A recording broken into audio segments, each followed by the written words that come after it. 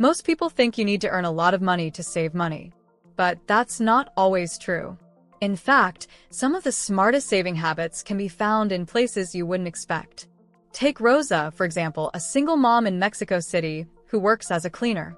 She earns very little, but still has a small emergency fund and no debt. Or Darius, a warehouse worker in Detroit, who quietly saved enough money to buy a small house without a loan. These people don't make a lot of money, but they've found clever ways to make their money go further.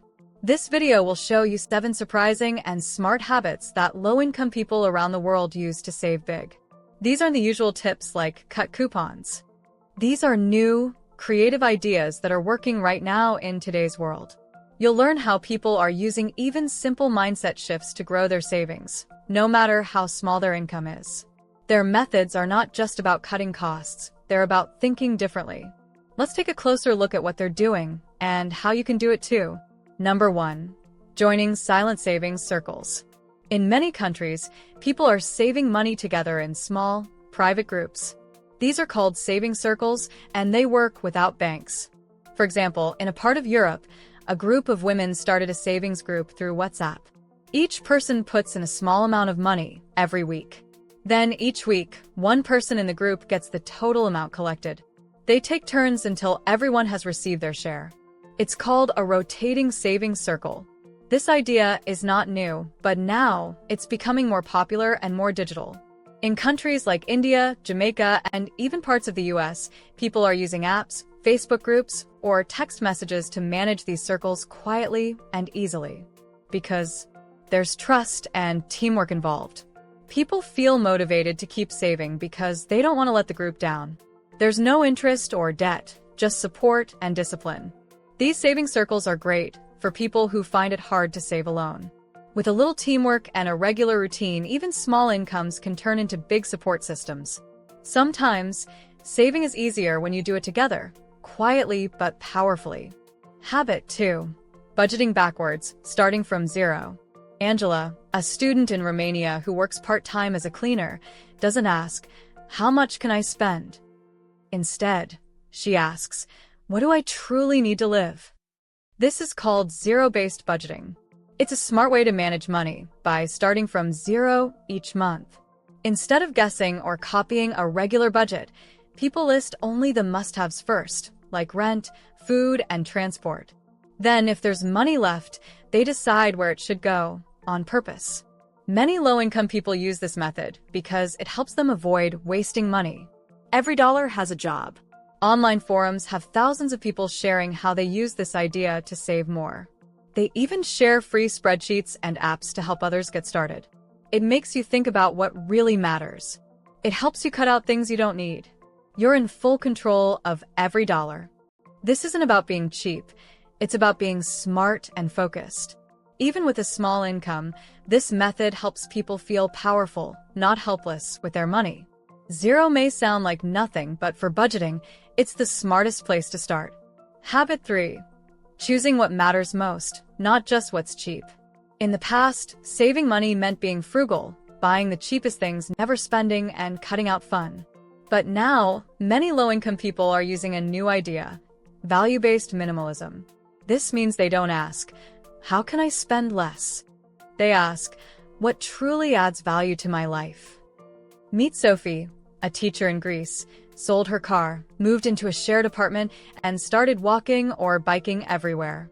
She saves over $400 a month. She doesn't feel poor. She feels free. Her spending is now focused on what brings her joy or improves her life. Value-based minimalism is not about buying nothing. It's about spending only on what really matters, like education, health, rest, or goals.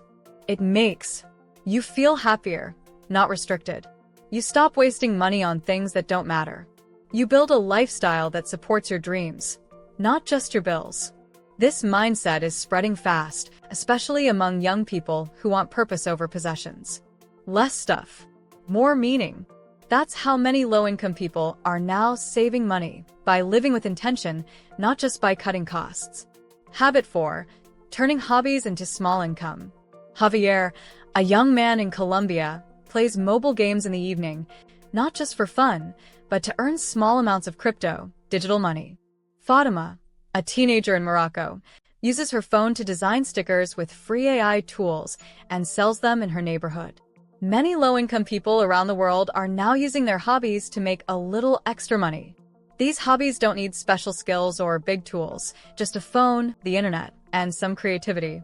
Like making simple designs and selling them on sites like Redbubble or Gumroad. Doing short voiceovers on Fiverr or reading stories for kids online. Selling digital planners, journals, or Notion templates. Using AI tools to create art, logos, or even small books. Because it's flexible, you can do it in your free time. It uses what you already enjoy. Even small earnings can turn into real savings over time. These small incomes are called microeconomies. They don't make you rich, but they can help cover bills, save for emergencies, or even start a small business. Your hobby could be more than fun.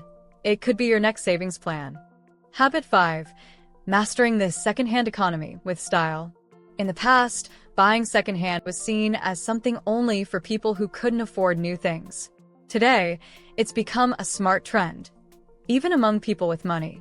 Jana, a student in Poland, wears high-quality clothes she bought from thrift stores and online resale apps. She resells items she no longer wears, turning her closet into a cash cycle. Low-income people around the world are now using secondhand markets not just to save, but to profit. They buy used furniture, electronics, or clothes for cheap, clean or repair them, and resell online. You spend less and still get quality items. You can make extra money from reselling. It reduces waste, so it's eco-friendly too. With apps like Facebook Marketplace and local thrift groups, anyone can join the secondhand economy. Smart saving isn't always about giving things up.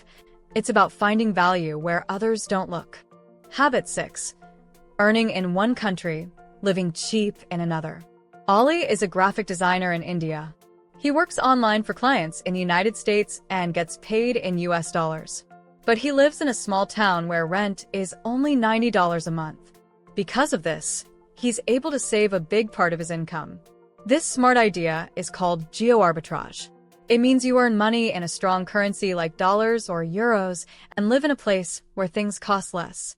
It's not just for digital nomads or travelers. Many low-income workers in countries like Vietnam, Mexico, or the Philippines now work remotely for international companies or online platforms. Some even move to cheaper towns in their own country while working jobs based in big cities. You earn more than you spend. You can save faster even with a small job. You enjoy a better lifestyle at a lower cost. Thanks to remote work and the internet, more people are now using geo-arbitrage to stretch their income and build savings. It's not about working harder. It's about being smart with where you live and work. Habit 7. Using bill-splitting lifestyles to reduce living costs. Daniel and 3 friends rent a large apartment in Lisbon. Instead of living alone and struggling to pay rent, they share everything, from internet bills to food. More and more low-income people are choosing co-living or shared lifestyle setups to save money, like shared homes, community kitchens, group grocery buying, and family-style childcare. Some even join shared car subscriptions or bike-sharing groups instead of owning vehicles. You split big bills into small, easy payments. You build a sense of community and trust. You avoid debt and still enjoy a decent lifestyle. It's not just about cutting rent. It's about building smart systems with people you trust. And during times of inflation, this habit helps stretch your money even further. In a world where everything costs more, sometimes the best solution is sharing life and expenses together. All over the world, people with low incomes are finding new and smart ways to save money. They're not doing it by cutting out every joy or living in fear. They're doing it by thinking differently. What these people have in common is creativity, courage, and a strong mindset. They make the most of what they have, and they build savings slowly, but surely. If they can do it, so can you. You don't have to wait until you earn more. You can start where you are right now. Choose one habit, try it, and watch your savings grow. Because saving money isn't just about numbers. It's about freedom, peace of mind, and the life you truly want. Don't forget to like, comment, and subscribe to the channel to see more content like this. Thanks for watching, and I'll see you in the next video.